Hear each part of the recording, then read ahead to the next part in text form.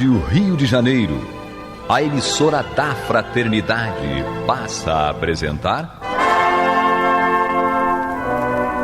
Luz na Penumbra, programa que leva ao seu coração a mensagem da doutrina espírita.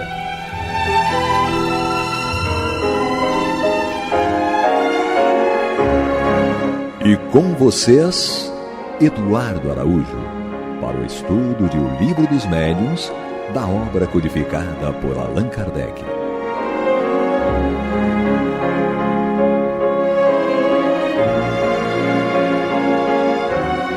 Olá, prezados amigos da Rádio Rio de Janeiro, sejam todos muito bem-vindos. Está entrando no ar o programa Luz na Penumbra, com o estudo do Livro dos Médiuns de Allan Kardec. Com ele, Paulo Renato, ele voltou. Jesus Cristo nos abençoe. Que assim seja. Ela, que fez uma bagunça nas nossas gravações. Seja bem-vinda, Maria de Fátima Miranda. Que Jesus nos conduza. Você que acompanha o programa deve estar confuso, né? Porque a gente já estava lá na frente, ela voltou aqui para trás, mas tá tudo certo, entendeu? O que vale é ficar estudando, né? Como diz Marco Aurélio, qual o problema de começar de novo, né? Então a gente volta, né? Então você que está confuso, hoje nós vamos retomar, né? Aí no estudo do Livro dos Médiuns, vamos iniciar novamente o capítulo. É o capítulo 13, é psicografia, né? Então hoje nós vamos retomar o rumo, né? Já que a Miranda conseguiu voltar no tempo. Isso existe, Paulo Renato? Podemos voltar no tempo? Sim, com certeza. Né? A regressão da memória mostra depois isso, eu né? vou ver a leitura. No tempo pessoal. Ela não está conformada não, entendeu? Não, porque eu posso ter falado o número de um mas ter lido outro, entendeu? Pode ser. É verdade. É verdade. Eu lembro que a gente falou de psicografia. Então tá bom. Mas não tem problema não. Vamos, como diz Marco Aurélio Baldança, nosso amigo lá da CF, na Penha, vamos começar de novo. Então, capítulo 13, psicografia. Nós vamos aqui ler a psicografia indireta, cestas e pranchetas. Então, acho que ela falou que tinha lido 151, mas leu 152, pode ser. Mas vamos nós aqui, vamos começar de novo. A ciência espírita tem progredido como em todas as outras, e mais rapidamente do que as outras. Isso é um ponto importante, não é? Porque a ciência ordinária, assim como a ciência espírita, ela é progressiva, né? Você não tem um conhecimento científico que fique estagnado. Ainda mais hoje em dia, né? O avanço científico, ele é constante. Por que o avanço da ciência espírita seria, né, uma coisa que não avança, que não progride? O próprio Kardec fala na Gênese que não tinha dado a última palavra, que a doutrina era progressiva, mas muitos companheiros ficaram parados no tempo lá, dentro da ciência espírita. Eu lembro que eu trabalhei muito com médicos, e tinha um médico que ele era muito bom, mas ele tinha parado de estudar. Então ele ficou completamente desatualizado. E ele se queixava comigo, porque ninguém quer fazer consulta comigo, só querem fazer com os outros colegas. Aí eu ficava pensando, mas o senhor não quis mais estudar, né? Então o conhecimento dele ficou ali atrás. Então a ciência, ela progride. Assim como a ciência humana, ordinária, material, a ciência espírita também, Paulo Renato. Justamente, é interessante considerar, como o próprio Kardec coloca na introdução do Livro dos Espíritos, no item 7, quando ele fala sobre os homens de ciência ou as corporações científicas. Ali ele se refere às ciências, digamos assim, de laboratório, de experimentações de elementos químicos, análises químicas, no campo realmente material, naquilo que conhecemos como matéria. Mas quando Kardec se refere à ciência espírita, ele está se referindo, usando o termo ciência no sentido de conhecimento, né? Os conhecimentos espíritas, que se originaram das comunicações com o mundo espiritual, eles são sempre progressivos e constantes. Então, a gente tem falado aí até em outros programas também, essa questão de que muitos companheiros, né, entendem que a doutrina espírita meio que parou em Kardec. Como se a ciência ela tivesse ali o seu limite. E Kardec deixou muito claro isso em vários momentos, que não. A ciência espírita era progressiva, as informações, os novos conhecimentos também eram progressivos, Maria de Fátima Miranda. Você ainda está procurando aí o que você fez? Não, é porque nós vemos o item certo. Na hora de falar, foi que eu falei... Falou errado. Então tá certo, mas entendeu? Não tem problema mas não. De qualquer maneira é bom, porque as meninas ficaram elas estavam meio inseguras que era a primeira vez, então vai recapitular. A gente retorna, não tem problema. Mas é isso, Miranda, a gente tinha conversado, né, de alguns companheiros espíritas que rejeitam todo o conhecimento que chegou pós-Kardec, né, como se aquele conhecimento fosse inválido, porque, segundo eles, os espíritos superiores, na codificação, já tinham dito tudo o que tinha que dizer.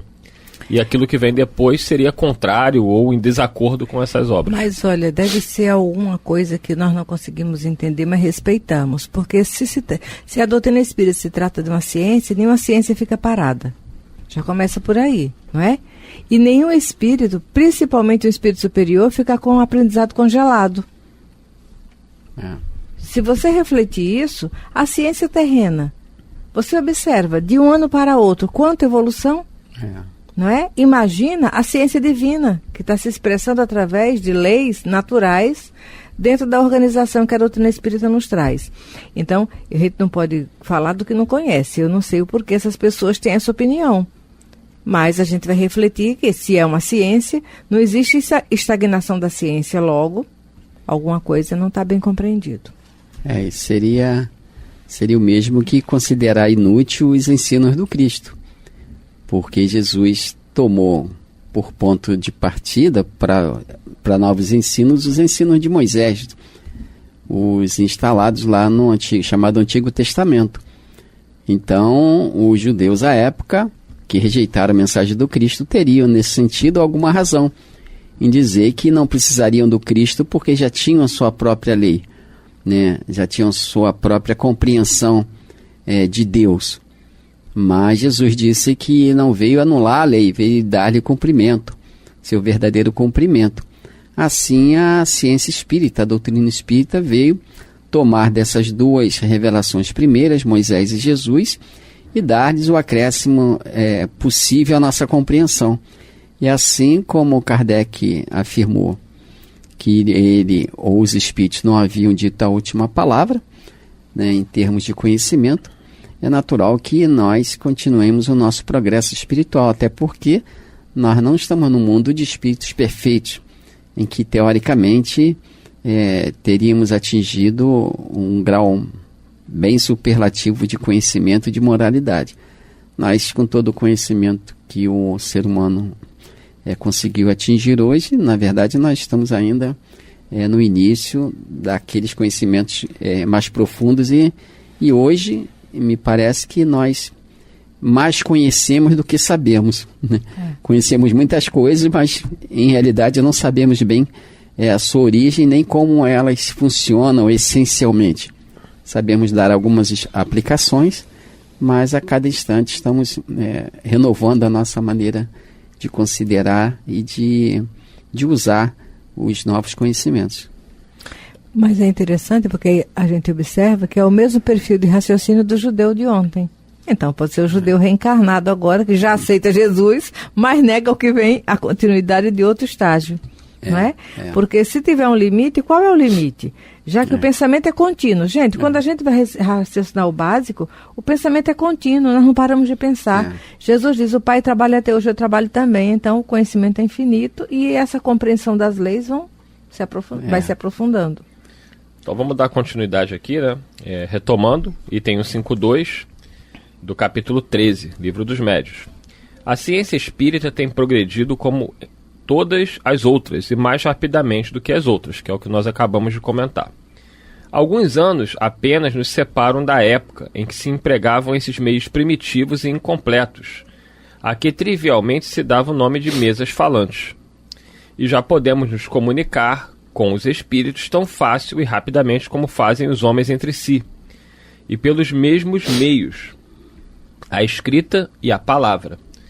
A escrita, sobretudo, tem a vantagem de assinalar de modo mais material a intervenção de uma força oculta e de deixar traços que se podem conservar, como fazemos com a nossa própria correspondência.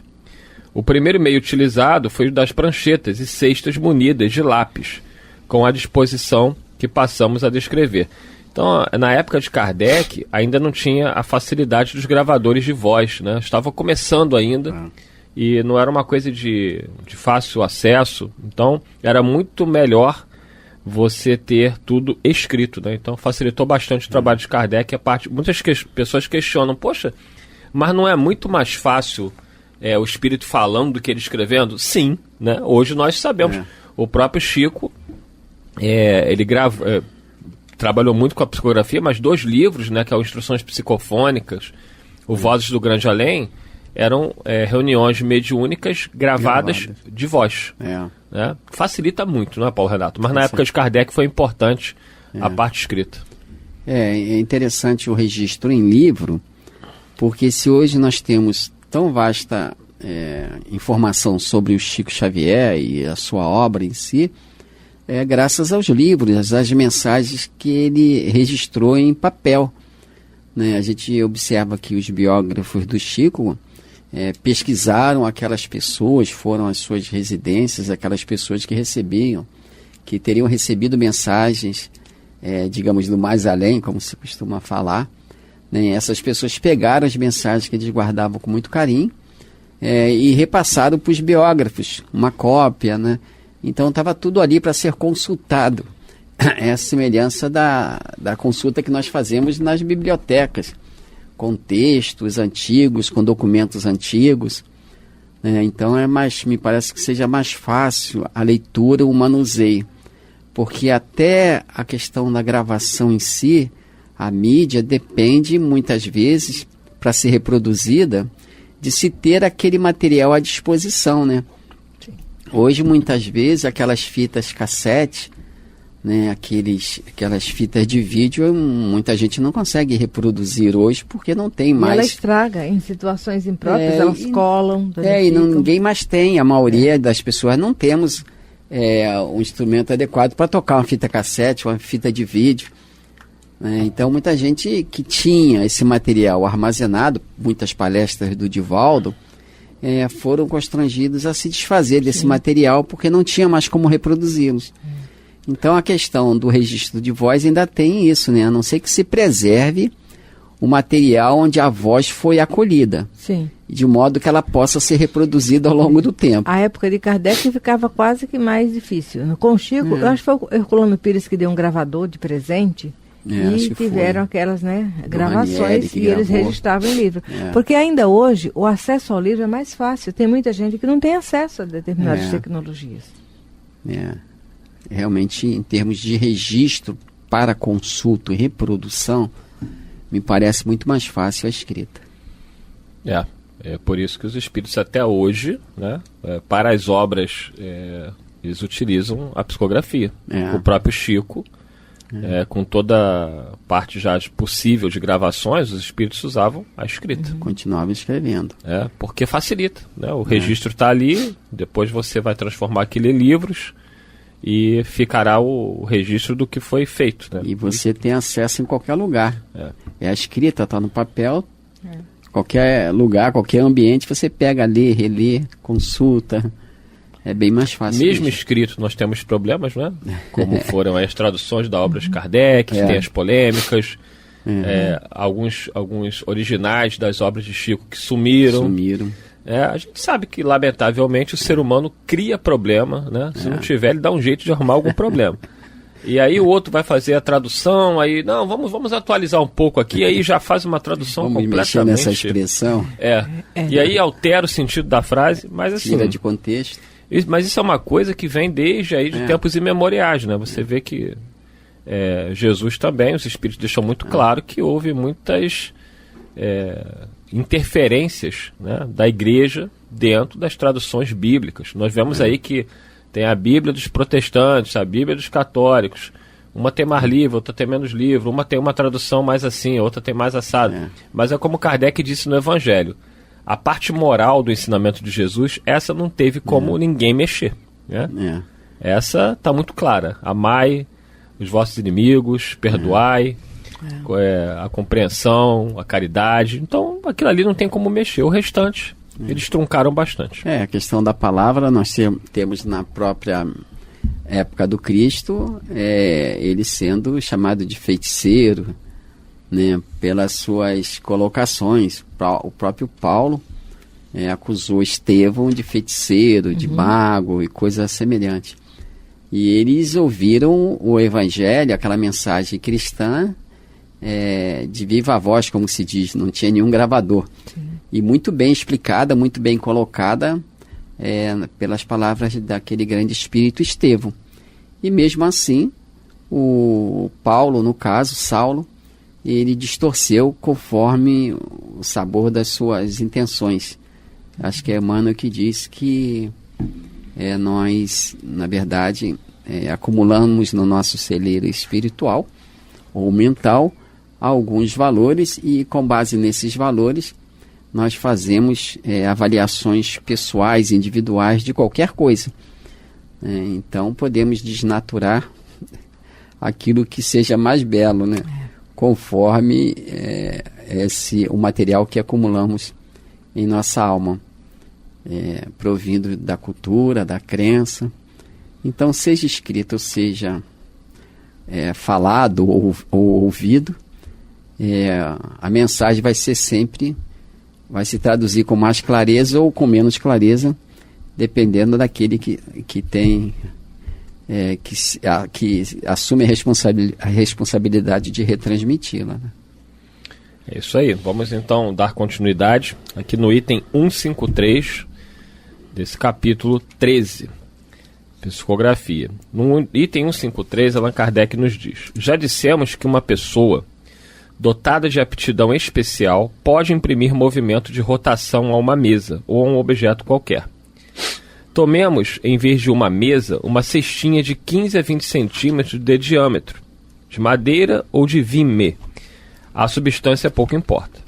Se fizermos passar um lápis pelo fundo dessa cesta e o prendermos bem com a ponta de fora e para baixo, se mantivermos o aparato assim formado em equilíbrio sobre a ponta do lápis, apoiado este sobre uma folha de papel, e colocarmos os dedos nas bordas da cesta, ela se porá em movimento. Mas em vez de girar, fará que o lápis percorra o papel em diversos sentidos, traçando letras ou riscos sem significação. Você vê que devia ser um método extremamente complexo, né? Muito complexo, mas também interessante porque mostrava a independência da inteligência que se manifestava. Isso. Porque Kardec estava observando, né? O médium estava com apenas a ponta do dedo ali e o lápis movia. Não tinha como ele mover o lápis. Alguma força movia o lápis. Isso mostrava a independência do espírito. Foi uma etapa importante. Era para dar autenticidade, porque exatamente. Se já partisse do médium psicofonando, ia dizer que aquela coisa era da cabeça do médium que tinha se preparado para aquele momento.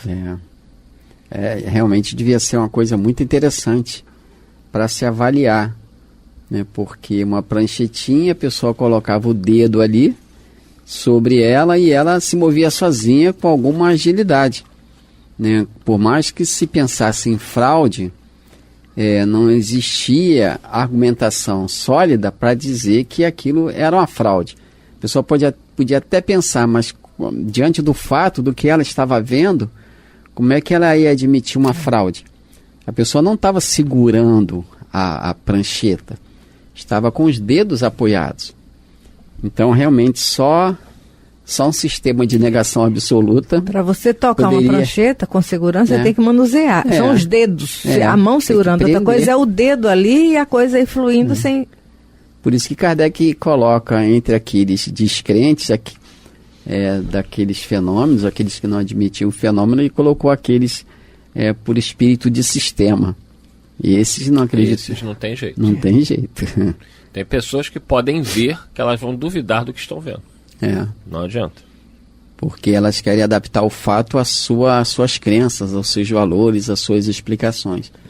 Como os fatos não se adaptam ao capricho de ninguém, aqueles mais sistemáticos preferem negar o fato ou perseguir o fato, de forma que venha a destruí-lo para que ele não se torne um incômodo para sua consciência. Vamos lá, continua Kardec. Se um espírito for evocado e quiser comunicar-se, ele responderá não mais por meio de pancadas, como na tipologia, porém escrevendo palavras. Quer dizer, a coisa foi evoluindo, né? Antes a comunicação era uma pancada sim, duas é não.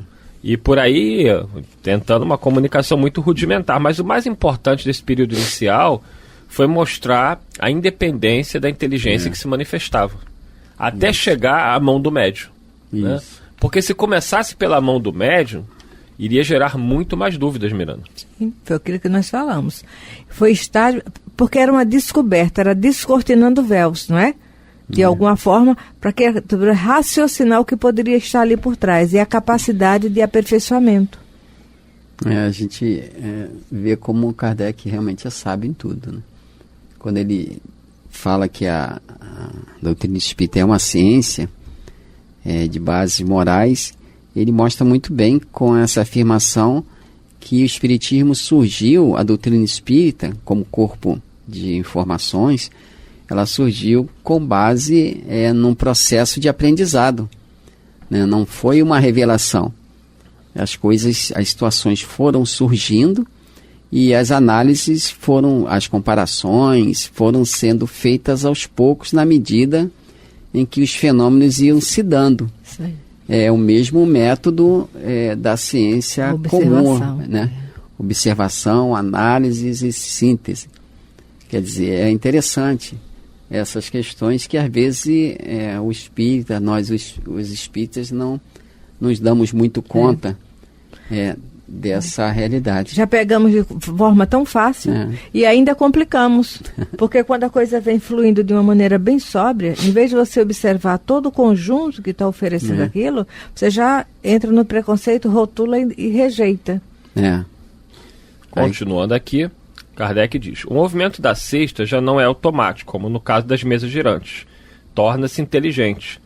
Com esse dispositivo, o lápis não volta ao ponto de partida para começar outra linha, quando chega à extremidade do papel. Continua a mover-se circularmente, de sorte que a linha escrita forma uma espiral, o que nos obriga a girar o papel várias vezes para lermos o que está grafado. A escrita assim obtida nem sempre é muito legível, já que as palavras não ficam separadas. Entretanto, por uma espécie de intuição, o médium facilmente a decifra. Tem psicografia que eu leio e falo assim: o que está escrito aí, pelo amor de Deus? Só o médium. Por economia, o papel e o lápis comum podem ser substituídos por uma placa de ardósia e por um lápis fabricado com o mesmo material. Designaremos este gênero de cesta pelo nome de cesta peão. Às vezes, em lugar da cesta, emprega-se uma caixa de papelão muito semelhante às usadas para acondicionar doces. O lápis forma o seu eixo, como no brinquedo chamado peão. Você brincou de peão, Paulo Renato? Ah, sim. Não era muito bom não, mas brinquei. Miranda também brincou de peão, né, Miranda? Ia parar ele na mão. Parava até na mão, ó. Antigamente essas brincadeiras eram comum de dois gêneros. Eu ficava tentando fazer o peão, mas era difícil. Porque brincar todo mundo no quintal ali, na terrinha na mesmo, terra, jogando. Bons tempos. Dá pra você baixar um pouco esse microfone aí? Mas já está baixo, menino. Não, isso, bota na direita. Isso. Ela quer falar longe do microfone. Mas, enfim, vamos aqui lutando com a Miranda. Miranda ainda tá na época da tipologia ainda, né? É uma coisa mais... Ela não evoluiu. Já era pra ter evoluído, né, o Paulo Renato? Ela ainda tá lá... Olha, pra quem é jurássica, evoluiu alguma coisa. Tipologia ainda. Mas vamos dando sequência ao nosso estudo na próxima semana. Desejando a todos vocês, nossos amigos ouvintes, muita paz e estaremos lá. E aí, vocês? Que Deus nos abençoe. Que Jesus nos conduza. Que assim seja. Você está ouvindo o programa Luz na Penumbra.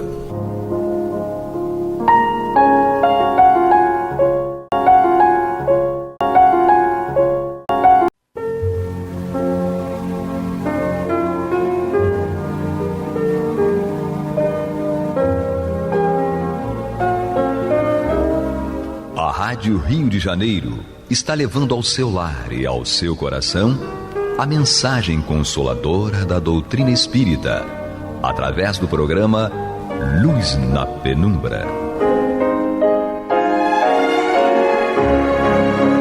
E agora com vocês, Amaury Santos e Astênio Oliveira, para comentar os textos da Revista Espírita de Allan Kardec no período de 1858 a 1868. Olá, amigos, meus irmãos, estamos aqui mais uma vez para estudarmos a Revista Espírita de 1858 a 1868. Eu, Amaury Santos e Astênio Evangelista de Oliveira. Lembrando a vocês que não deixem de contribuir, já que vocês gostam tanto do programa, com o Clube da Fraternidade, pelo telefone 3386-1422. 3386-1422. Astênio, onde nós paramos na Revista Espírita de dezembro de 1858, onde Kardec traz a história da Bela Cordoeira. Né? E nesse momento, então, essa Bela Cordoeira, ela viveu entre 1500 e 1600, não diz exatamente quando ela desencarnou, mas ela foi evocada em 1850 e tanto, né, lá na 1858, lá na Sociedade Parisiense de Estudos Espíritas. Kardec fez uma série de perguntas a ela. Dentro do que nós vimos na pergunta anterior, Kardec tinha perguntado em que mundo ela habitava. Ela disse que era um mundo que Kardec não conhecia. Aí e era um mundo bastante elevado, né? Diz que a matéria prendia pouco ela naquele mundo. Aí Kardec pergunta se era Júpiter. Ela disse que Júpiter era um mundo feliz, mas que não era o único, né? Existem milhares de outros mundos felizes, né? E Kardec então perguntou a ela a respeito da verve poética dela, né? Se ela conservava, se ela mantinha. Ela disse que responderia com prazer, mas receava chocar outros espíritos ou colocar-se abaixo do que realmente ela era. Né? Se ela fosse assim, excessivamente humilde, dizer que não tinha essa verve toda. Então, ela falou que isso faria com que minha resposta vos parecesse inútil, induzindo-vos em erro. Aí Kardec, foi aí que nós terminamos o nosso programa anterior. Aí Kardec indaga a ela: poderias dizer-nos em que posição poderíamos colocar-vos entre os espíritos? Olha só, né? Que tipo de pergunta, né? Em que posição, né? Já que nós temos os espíritos puros, os espíritos bons, né? Enfim. Em que grau você está? Isso, em suma. Curiosidade do Kardec, né? Então, poderia dizer-nos em que posição poderíamos colocar-vos entre os espíritos? Ela responde: não há resposta. Ela responde: não há resposta, não. Kardec escreve que não há resposta, quer dizer, o Kardec fez a pergunta e ela não respondeu, entendeu? Então, Kardec perguntou o seguinte: poderia dizer-nos em que posição poderíamos colocar-vos entre os espíritos? Ela simplesmente silenciou, não respondeu. Aí Kardec perguntou a São Luís: poderia São Luís responder a isso? Poderia São Luís informar em que grau ela estava entre os espíritos, na medida em que ela não respondeu? Aí Kardec falou assim, o São Luís falou o seguinte: ela aí está, não posso dizer aquilo que ela não quer dizer. Né? Se ela achou melhor não dizer em que grau que ela estava... Ele foi discreto. Não iria o São Luís faltar com respeito a ela e dizer em que grau que ela estava. Né? Não vedes que entre os espíritos que evocais ordinariamente, ela é um dos mais elevados, né? Quer dizer, não falou em que grau ela estava, mas que disse que dentro o que ele evocava uma tendência. Ela, pelo teor das respostas delas, estava comprovado que ela estava com a bola cheia. Exatamente. Bom, aí não tinha méritos. Não? Isso. Então não vedes que entre os espíritos que evocais ordinariamente ela é um dos mais elevados? Aliás, nossos espíritos não podem apreciar exatamente as distâncias que os separam. Para vós, elas são incompreensíveis e, todavia, são imensas. Então, Kardec diz essa questão de dizer em que grau que está, tendo em vista a imensidade, né, dos graus. Então, é uma pergunta difícil de ser respondida. Né? Daí ela não respondeu. Aí a outra pergunta, então, a própria Louise Charly, que era a Bela Cordoeira, o nome dela era Louise Charly. sob que aparência vos achais entre os espíritos? Então ele nem perguntou sob que aparência ela se achava ali na sala, né? Entre os espíritos, com que aparência ela estava. Aí ela mesma diz o seguinte: Adrien acaba de me descrever. Então ela confirmou que a descrição feita pelo Adrien, né, nariz assim, boca assim, cabelo, não sei o quê, ela confirma que era assim que ela era, né? Assim que ela estava entre os espíritos. Kardec indaga assim: por que essa forma em vez de outra? Porque, enfim, no mundo em que vos encontrais, não sois tal qual éreis na terra. Você se lembra que dentro da descrição, o Adrien até tinha dito que ela tinha o cabelo levemente crespo, né? Não era esse o perfil dela, né? Exatamente. Na última existência dela. Exatamente. Aqui. Né? Então, porque, enfim, no mundo em que vos encontrais, não sois tal qual éreis na terra. Ela responde o seguinte: fui evocada como poetisa, assim vim. Né? Então, ela, de algum modo, ela disse: eu estou tentando representar o máximo, né? Exatamente. Daquilo que vocês pensam de mim. Né? Enfim. Bom, poderias ditar-nos algumas poesias ou um trecho literário qualquer?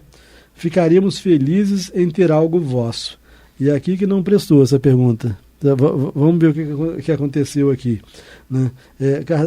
Quando Kardec pediu para ela ditar algumas poesias dela, poesias, obviamente, que ela tinha escrito quando estava encarnada. Ou um trecho literário qualquer que ela tivesse escrito, quando eu digo assim, isso não prestou, porque é como se eu estivesse colocando ela à prova, né? Prova que você é você mesmo, né? Fala, exatamente. Né? E os espíritos detestam esse tipo de colocação. De né? Isso, Aí Kardec então terminou dizendo: ficamos felizes em ter algo vosso. A resposta: procurai os meus escritos antigos. Não gostamos dessas provas, principalmente em público. Falo-ei, contudo, de outra vez. Como dizer assim, espontaneamente eu posso fazer em outros momentos, mas agora pedindo para eu... não. Né? E aquele negócio, né? Ela pode nem ter ido para ali preparada para... Né, falar uma poesia. Os questionamentos que Kardec fazia. Isso, e preparada para mostrar uma poesia que ela escreveu 300 anos antes, né, sabe? Então, bom, aí Kardec coloca aqui uma observação.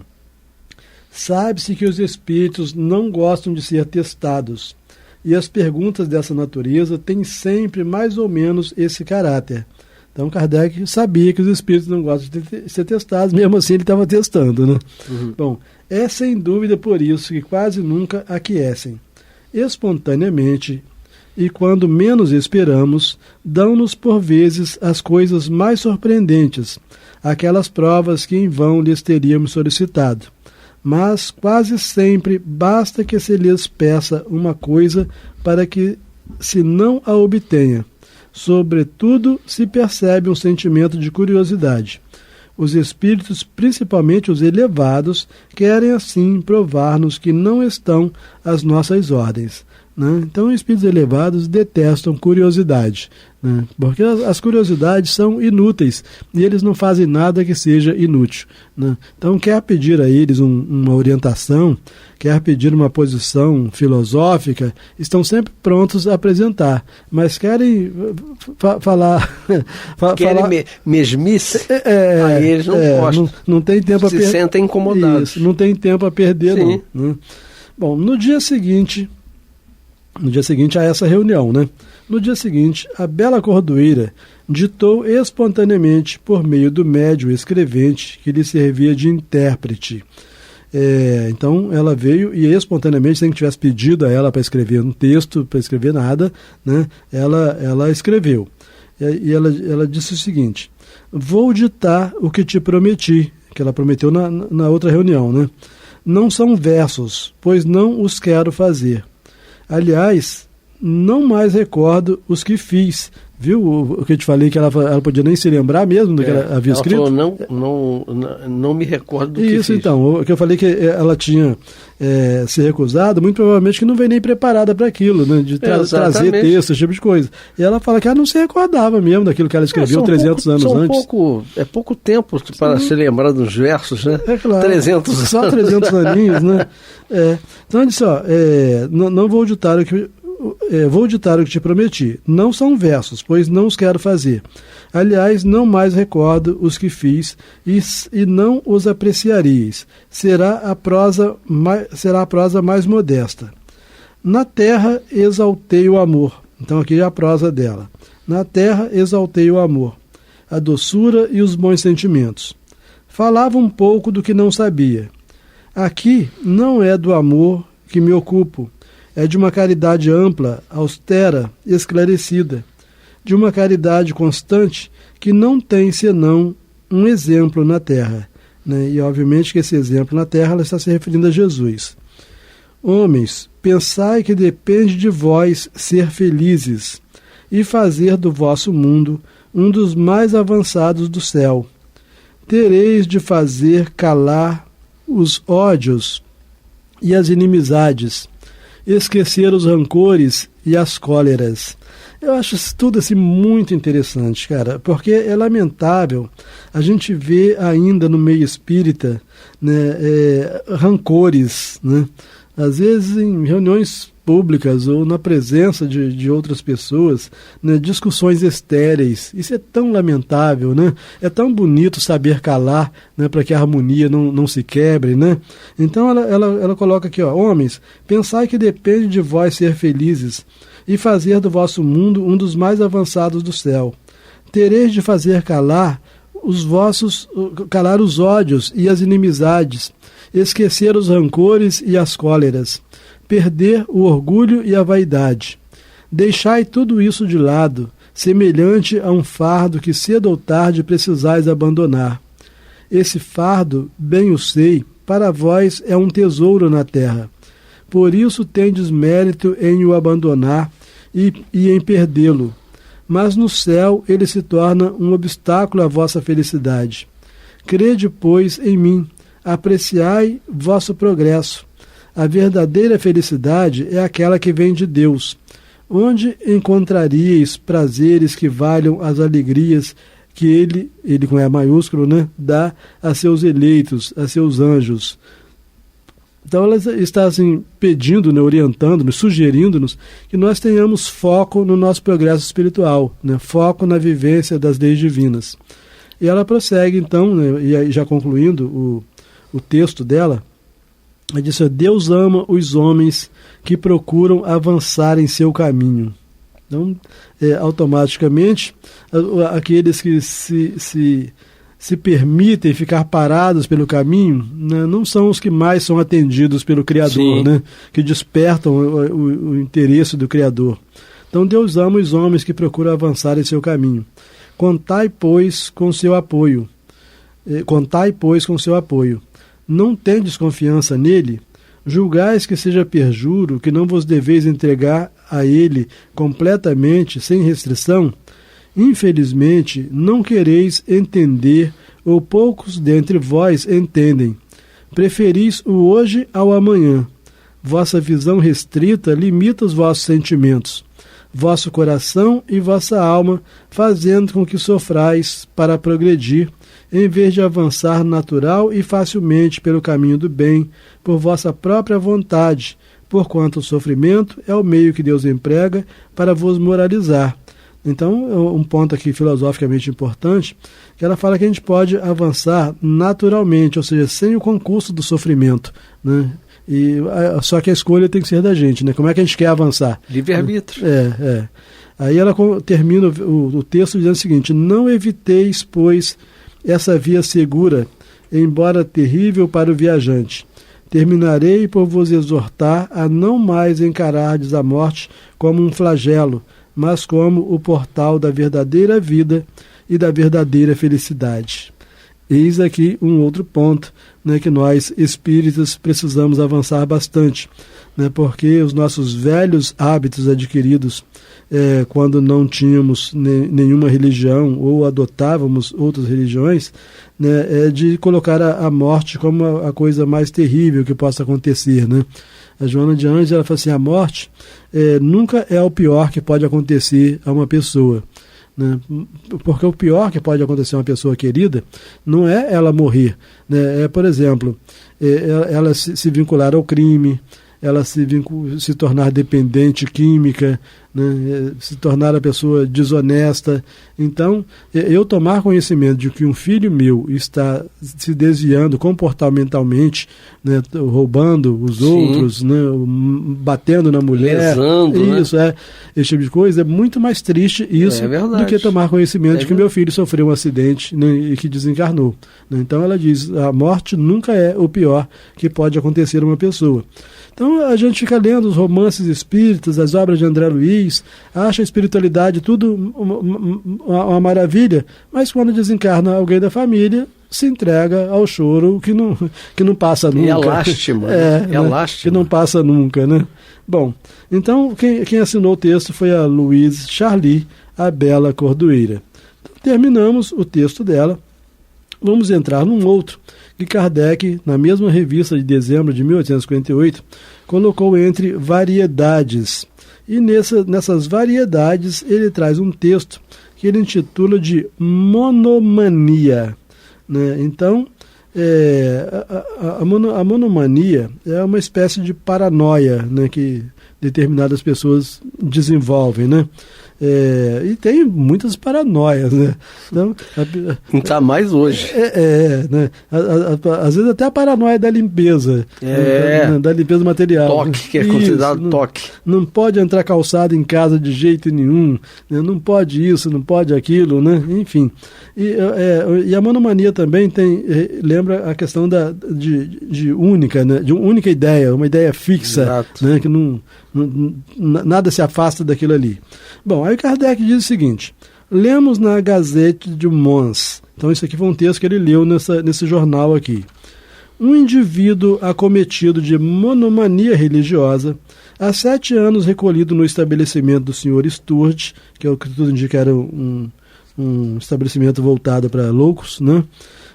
Então, um indivíduo acometido de monomania religiosa, há 7 anos recolhido no estabelecimento do Sr. Sturt, e que até aqui se havia mostrado muito submisso, conseguiu enganar a vigilância dos guardas e apoderar-se de uma faca. Não podendo tomar a arma de volta, os guardas informaram o diretor do que se passava. Então, eles informaram o Sr. Sturt que esse senhor aqui tinha pegado uma faca. O Sr. Sturt imediatamente se dirigiu até o furioso e, confiando apenas em sua coragem, quis desarmá-lo. Porém, mal dera alguns passos em direção ao louco, este se precipitou com a rapidez do relâmpago e o feriu com golpes repetidos. Só com grande dificuldade conseguiram dominar o assassino. Das 7 facadas que atingiram o Sr. Sturt, uma era mortal, a recebida no baixo ventre. E segunda-feira, às 3h30, ele sucumbiu em consequência da hemorragia que se havia originado nessa cavidade. Então aqui fechou o que Kardec leu nessa Gazeta. Né? E aí Kardec faz comentário a respeito desse fato, né? Desse episódio que ele leu no jornal. Que, como a gente viu, Kardec ainda tinha tempo de ler jornal. Né? E aí que o Kardec faz o seguinte comentário: o que não teriam dito se aquele indivíduo tivesse sido acometido pela monomania espírita. Então, é possível ser monomaníaco espírita. Exatamente. Né? E a loucura como qualquer outra, né? Então, o que não teriam dito se aquele indivíduo tivesse sido acometido pela monomania espírita? Ou mesmo se em sua loucura houvesse falado dos espíritos, né? Se ele lá internado tivesse falado que ele via espíritos e daí por diante, né? Bom, e contudo isso poderia acontecer, visto existirem diversas monomanias religiosas e todas as ciências forneceram seu contingente. Então existem monomanias científicas também. Né? O que se poderia concluir razoavelmente contra o espiritismo, a não ser que, em razão da fragilidade de sua organização, pode o homem exaltar-se neste ponto como em tantos outros. Então Kardec diz assim, não seria nada de assustar se existisse um monomaníaco espírita. Né? E certamente muitos de nós conhecemos algum. Né? Conhecemos alguns, né? Sim. Eu tive uma evangelizadora quando eu era de mocidade espírita, que ela veio a ter problemas mentais e viveu durante muito tempo com problemas mentais em razão de um grande choque que ela sofreu, porque uma sobrinha que ela criava, muito querida, enamorou-se de um jovem católico e resolveu se casar na igreja católica. Como ela era dirigente de mocidade espírita e o espiritismo não faz casamento religioso e tal, o choque dela foi tão grande que ela veio a ter problemas mentais, né? Então a gente vê que é a monomania espírita, né? Bom, o meio de prevenir essa exaltação não é combater a ideia.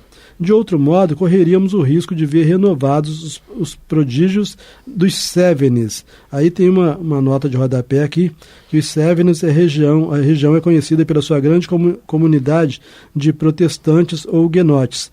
Durante o reinado de Luís XIV, a maioria da população huguenote abandonou a França, em função da revogação do Edito de Nantes, em 1685, mas a comunidade dos Cévenes quase toda permaneceu protegida das perseguições em função do terreno montanhoso, etc. E prossegue aqui falando sobre essa região.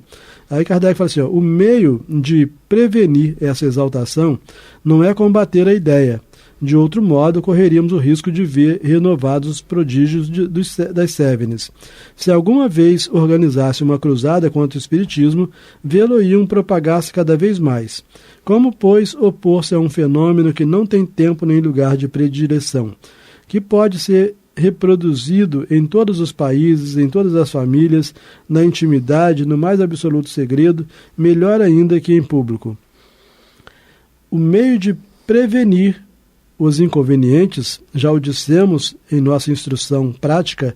Essa instrução prática aqui é um livro que veio depois de ser substituído pelo livro dos médiuns. Tá? Tem uma nota da editora aqui, ver instrução prática sobre as manifestações espíritas, né? Que foi um livro semelhante ao livro dos médiuns, mas muito menor, né? Que foi publicado antes. Né? Então, o meio de prevenir os inconvenientes, já o dissemos em nossa instrução prática, é fazer com que se torne de tal forma conhecido que nele só se veja um fenômeno natural, mesmo naquilo que ofereça de mais extraordinário. Né? Então, o Kardec está dizendo assim, obviamente, que se esse louco aqui, que saiu no jornal, ele fosse um louco espírita, iam querer debitar ao espiritismo a culpa disso, né? Só que ele disse, ainda que fizesse, faria o espiritismo ser mais conhecido ainda. Quanto mais bate no espiritismo, mais ele cresce.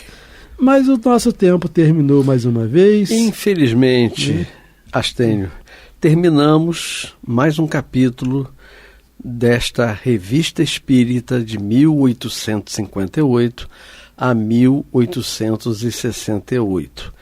Eu, Amaury Santos. E Astênio Evangelista de Oliveira.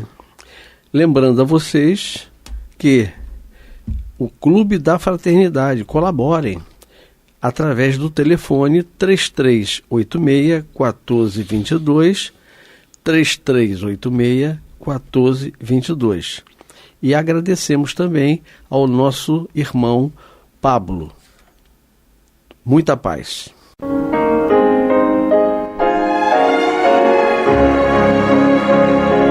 E vamos ouvir agora a prece de encerramento de nosso programa, na voz de Geraldo de Aquino.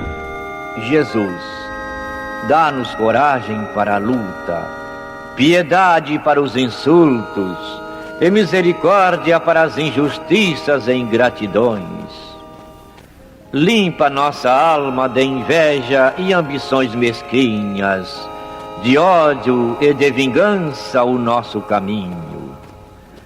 E que dentro em pouco, ao recolher-nos de novo ao calor do nosso leito, para que o sono nos dê a paz e o esquecimento das tristezas humanas, possamos sentir, Senhor, no mais íntimo de nosso ser, a doçura indefinível do Teu amor e a grandeza incomparável da Tua divina presença. Que assim seja.